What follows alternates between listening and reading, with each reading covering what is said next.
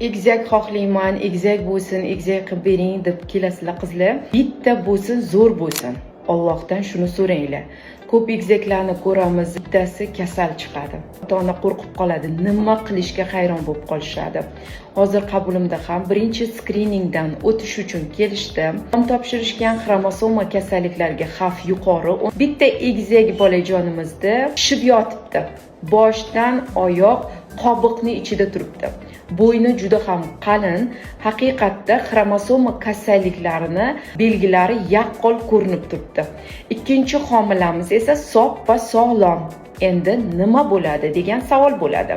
Bularni baxti ikkita alohida tuxumdan paydo bo'lgan egizaklar.